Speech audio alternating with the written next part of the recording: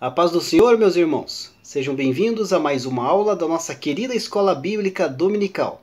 E hoje dando prosseguimento aos estudos do primeiro trimestre de 2021, aqui na classe dos jovens. Nesse trimestre estamos estudando o tema Ensina-nos a orar. Exemplos de pessoas e orações que marcaram as Escrituras. E dando prosseguimento a esses estudos, vamos estudar hoje a lição de número 7, que tem aí como data 14 de fevereiro de 2021, e tem como título Daniel, um estadista que orava.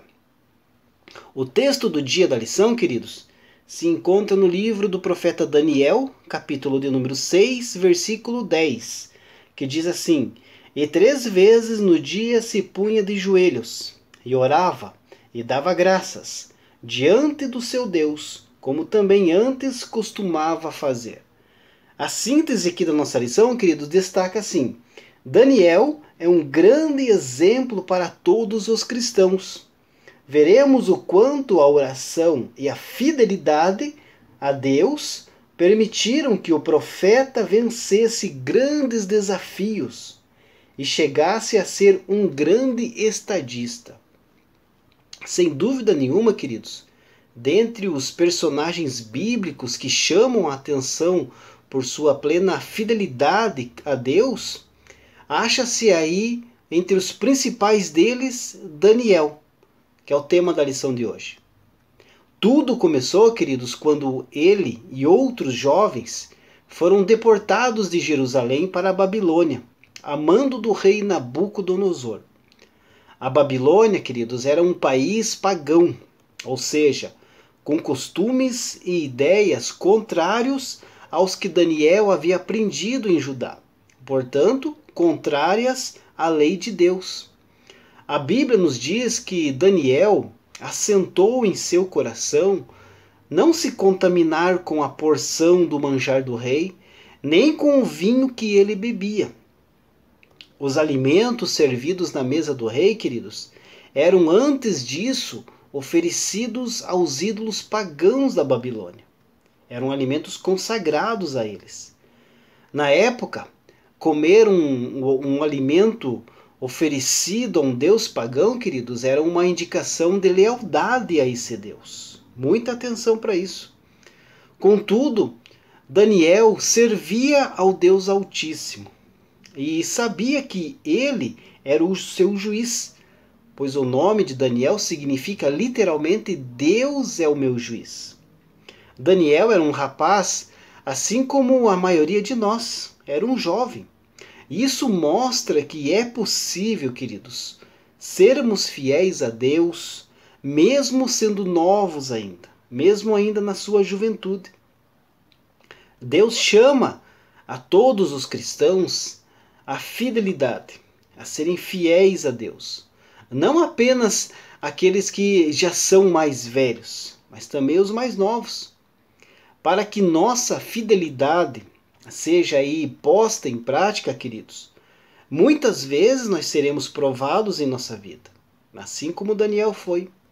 E isso pode ocorrer no trabalho, na escola, em casa, na igreja ou em muitos outros lugares.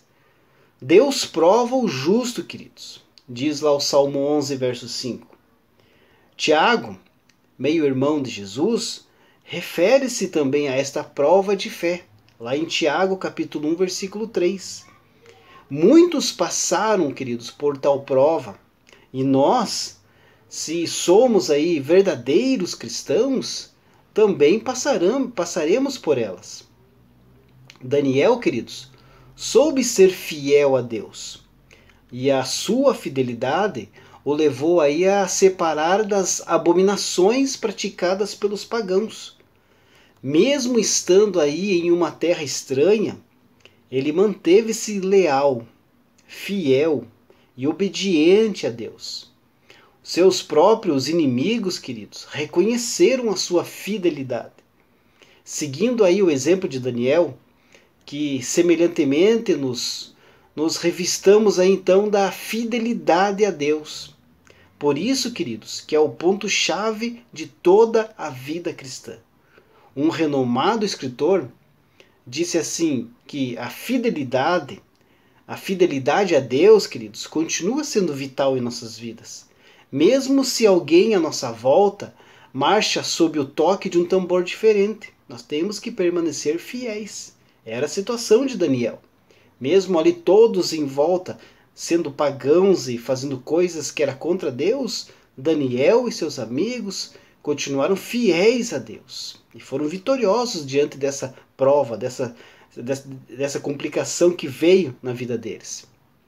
Então isso quer dizer que, ainda que o mundo à nossa volta, queridos, viva aí de um modo diferente dos estabelecidos por Deus, que nos lembremos das palavras do apóstolo Paulo: não vos conformeis com este mundo, mas transformai-vos pela renovação do vosso entendimento, para que então experimenteis qual seja a boa, agradável e perfeita vontade de Deus.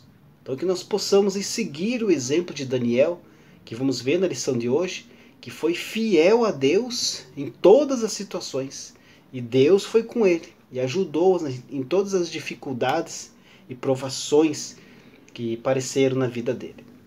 A introdução aqui da lição, queridos, diz assim: Daniel provavelmente nasceu e cresceu em Jerusalém, ainda nos tempos de Josias, o último rei piedoso que governou Judá.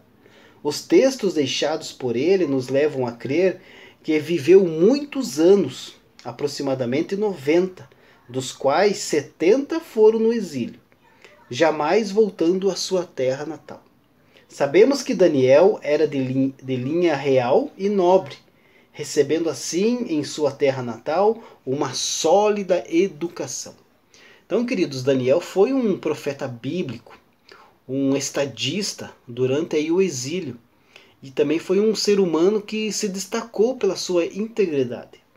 No entanto, há uma área na vida desse grande homem, queridos, que nos chama a atenção de forma singular, que era a sua vida de oração. Em cada momento da sua trajetória, queridos, estava a prática da oração, em que, em um diálogo com Deus, a vida era direcionada em uma dinâmica que glorificava a soberania divina e evidenciava aí um comprometimento com a santificação, adoração e esperança no Senhor. Daniel, queridos, acompanhou a queda dos reis que não serviam ao Senhor e foi vítima da destruição e maldade impostas pelos invasores babilônicos. Mas em tudo ele foi vencedor, servindo ao Senhor e sempre levando todas as coisas em oração a Deus. Então que nós aprendamos com o exemplo de Daniel, pois ele foi um estadista que orava, e orava muito. O ponto 1 aqui da lição: a educação de Daniel e de seus amigos na corte babilônica. Então a chegada de Daniel, queridos, e os seus amigos na corte babilônica foi aí um acontecimento rodeado de profunda tristeza e lamento por um lado, mas surpresa e espanto por outro. E contraditoriamente compreensível tudo isso, pois a tentação diante de tanto luxo e conforto acessível nas mais diversas formas eles encontraram na Babilônia. Os jovens, queridos, nasceram em uma corte decadente, não é verdade? E por ocasião da invasão caldeia, eles foram então vitimados pelo poderio de um império em plena ascensão. Ao chegar à Babilônia, eles foram aí surpreendidos pelo destino, até então inusitado para eles. Convocados a viver na opulência da corte, eles então seriam fartos com manjares reais e seriam educados para servir ao rei à frente de grandes projetos e responsabilidades. Aparentemente, eles estavam aí diante de uma grande sorte. Na verdade, sair de um país quase totalmente destruído para uma nação que estava em ascensão, um império que estava em ascensão. Mas todavia, queridos, Daniel e os seus amigos tinham aí um compromisso com Deus e sabiam que aquilo era incompatível com a vida de pessoas que almejavam servir ao grande eu sou. Eles, queridos, possuíam uma identidade firmada na rocha. E é isso que nós precisamos ter, firmados na rocha, ser identificados com Cristo, assim como eles eram identificados com Deus. O ponto subtópico 1 aqui da lição: e o Senhor entregou. Daniel capítulo 1, versículo 2. Como assim entregou? Na lição passada, quando estudamos acerca de Jeremias, pudemos refletir acerca desse sofrido momento. O povo havia se afastado tanto dos caminhos do Senhor que a situação já era caótica. Ao invés do temor ao Senhor, o desrespeito e a desobediência. Ao invés do amor ao próximo, a ganância, a violência e as injustiças. Ao invés da gratidão, o escárnio e a falta de compromisso com quem os escolhera para fazer uma grande nação. Essa era a situação do povo de Israel, totalmente desobediente a Deus. Mas o que podemos aqui perceber, queridos, diante aqui dessa expressão entregou, né? E o Senhor os entregou. Deus, ele suportou até onde foi possível, sem ultrajar o seu caráter. E então removeu a restrição ao mal. É como uma comporta que, retendo as águas, foi removida. De igual modo, queridos, Deus suporta o mal, mas chega um ponto em que ele remove esta barreira. É o caso aí da multiplicação da impiedade, da depravação moral e da violência entre os homens nos últimos dias. Isto é, Deus, ele aguentou ou deteve o mal até onde pôde, até onde foi possível. E então removeu essa restrição, essa barreira que tinha. É este o quadro espiritual dos últimos dias aqui na Terra, queridos. Como que é triste a realidade que aponta aí uma pecaminosidade tal no ser humano, levando-o a não mais poder ser suportado por Deus. Imagine, Deus não suporta mais o homem. Do mesmo modo, queridos, como foi aí nos dias antecedentes ao cativeiro, também aí em certa medida está sendo nos dias atuais, não é verdade? É só você olhar em volta. A impiedade, a depravação moral, a violência, entre tantas outras formas aí de corrupção humana, tem desagradado ao nosso Senhor. E a nós, queridos, igreja, cabe aí então a grande missão de anunciar que é tempo de arrependimento e de salvação, antes que seja tarde demais. Subtópico 2 aqui do ponto 1, em mundo de ilusões e tentações. Quando os jovens chegaram à corte do rei, foram com certeza surpreendidos com o que lhes aguardava. Tudo se desenhava para um fim trágico, onde suas vidas seriam ainda mais abaladas e o sofrimento ampliado. Talvez fossem presos, submetidos à fome ou a uma rotina de trabalhos forçados. Mas não. Quando chegaram, receberam o conforto do palácio, a abundância da comida real e as mordomias de uma vida onde o trabalho braçal não os ameaçava. Era tudo o que os jovens entre 15 e 20 anos poderiam querer. Que benção, né? Que maravilha. Mas nem tanto, né? Fora-lhes então aí oferecido para eles o conforto da corte, a abundância da melhor comida, o acesso à cultura erudita e as mordomias de uma vida que não conheceria então o trabalho braçal. Aos jovens, queridos, a única obrigação por hora era então estudar muito e aproveitar aí com intensidade todos os confortos e privilégios ofertados. A Babilônia encontrada por eles, queridos, era impressionante nos diversos aspectos.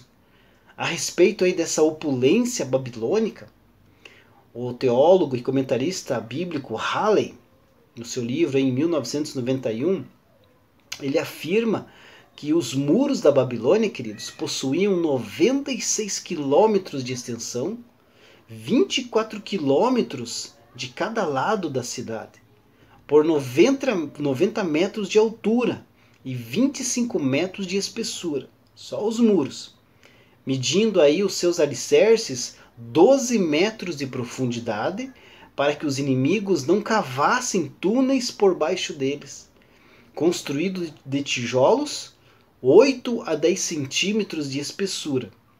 Havia também aí 400 metros de espaço livre entre a cidade e o muro. E por todo o circuito, o muro era protegido por valas, que eram canais largos e profundos, cheios de água.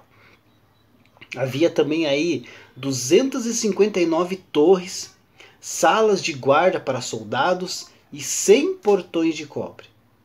O rio Eufrates, queridos, dividia a cidade em duas partes iguais, ambas as margens protegidas por muros de alvenaria em toda a sua extensão, com 25 portas ligando aí ruas a barcos de passageiros, uma ponte sobre pilastras de pedra de 800 metros de comprimento, 10 de largura, com passagens levadiças que à noite eram removidas.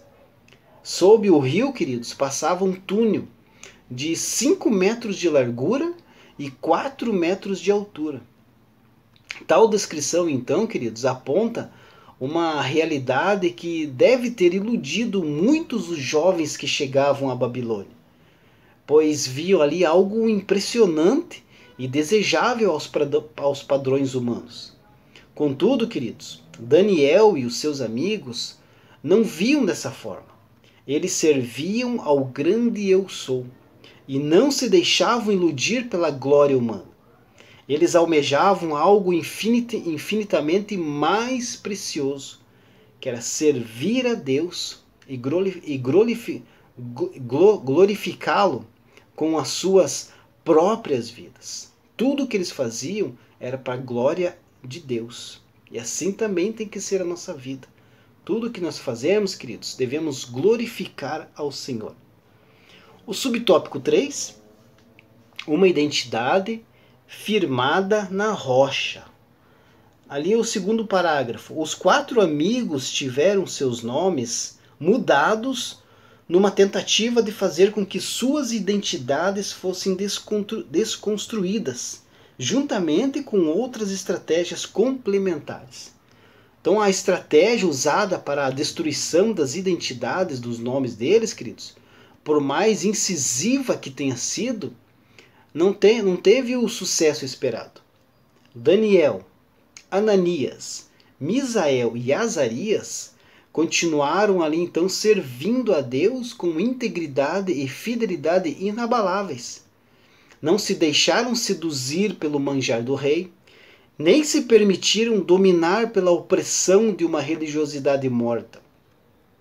Mesmo eles sendo ameaçados, perseguidos, jogados na fornalha ou ameaçados pela boca dos leões, jamais tiveram a sua relação com Deus abalada, pois as suas identidades, queridos, eram firmadas na rocha inabalável. O ponto 2 da lição: a oração em tempos difíceis. Assunto interessante, a oração em tempos difíceis. Queridos, diante dos desafios aí levantados em nossa caminhada, podemos sempre ter a certeza de que Deus está conosco, não é verdade? No entanto, para gozarmos dessa bênção que é a presença divina, queridos, nós devemos aí buscar constantemente ao Pai, vivendo em conformidade com a sua palavra e cumprindo os seus desígnios. Para isso, queridos, a oração é um meio imprescindível para o sucesso. Em nossa caminhada de fé, atravessamos aí muitas dificuldades e armadilhas que podem causar a queda e a destruição daqueles que pouco se comprometem com Deus. Mas essa não pode ser a realidade em nossas vidas, queridos. Assim como Daniel e os seus amigos, nós podemos nos encontrar, melhor dizendo, em terra estranha. E constantemente aí somos surpreendidos por dificuldades e tentações que insistem nos perseguir. Todavia, sem sucesso. Eles tentam aí nos afastar de Deus. Mas nós temos que permanecer firme na presença de Deus. Mesmo aí que nós sejamos ameaçados por fornalhas ou covas de leões, queridos, jamais devemos deixar de orar e confiar no Senhor. Assim como Ele esteve lá com os seus servos, como Deus esteve lá com os seus servos, queridos, também estará conosco, nos protegendo e nos conduzindo por caminhos elevados. Subtópico 1 aqui do ponto 2, queridos, caos e tormentas. Daniel e seus amigos certamente não deixaram de orar, mesmo enfrentando um momento complicado. Infelizmente, muitos crentes só oram quando tudo vai bem. Contudo, é diante das tribulações que a nossa prática de oração é aperfeiçoada. Será que devemos orar, jejuar e louvar a Deus somente nos tempos de bonança? Temos que orar em todo o tempo. Tiago 5,17. Parece fácil, né, queridos, exercer aí uma fidelidade a Deus quando tudo vai bem e os nossos projetos estão todos sendo executados como o previsto. Não é verdade? Mas ao longo de nossa caminhada, queridos, nós somos aí direcionados em diversos caminhos.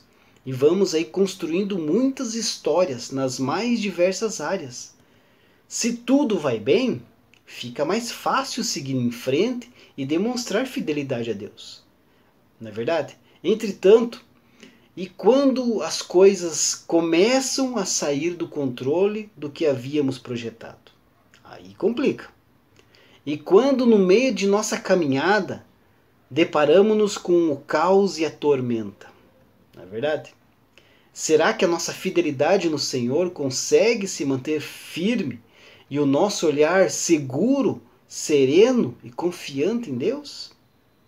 O nosso relacionamento com o nosso Deus, queridos, não pode ser dependente das circunstâncias. E mesmo quando as coisas não acontecem como gostaríamos, fortalecidos aí na prática diária da oração, a nossa fé deve ser sempre inabalável. Ao longo do tempo que passaram no exílio, Daniel e os seus amigos encontraram diversos momentos de grande opressão, bem como de consideráveis vitórias. Aqueles homens não estavam sozinhos. Tanto na fornalha quanto na cova dos leões, de uma forma sobrenatural e maravilhosa, Deus os conduzia e em nenhum momento os deixara desamparados. A vida de oração, queridos, e a comunhão que buscavam ter com o Senhor lhes proporcionavam uma caminhada sempre acompanhada pelo Altíssimo. Jamais estavam sós, na bonança ou na miséria, na serenidade ou no caos. Tinham aí a certeza de que jamais seriam desamparados por Deus. Inspirados por tais testemunhos de fé, devemos, com ainda mais ímpeto, queridos, buscar aí uma intimidade progressiva com o nosso Pai amado. Quando entregamos nossa vida ao Senhor e o glorificamos com toda a nossa existência, Ele passa a guiar-nos em segurança por caminhos desafiadores. E podemos aí, queridos, jubilosos, nos permitir ser instrumentos para a realização dos planos divinos. O ponto 3 aqui da nossa lição, já partindo para o final, queridos, a oração de Daniel e as revelações do Senhor. Daí aqui temos aqui o ponto 1, um homem de oração. A oração, queridos, se traduz em uma prática que nos permite chegar diante do Altíssimo e abrir o nosso coração. Não é verdade? Palavras que tentam traduzir-nos são proferidas a Deus, que lá dos céus inclina-se para nos ouvir. Não é maravilhoso? Desde os temas mais simples da nossa existência até questões centrais em nossas vidas, todos devem ser levados ao Pai em oração.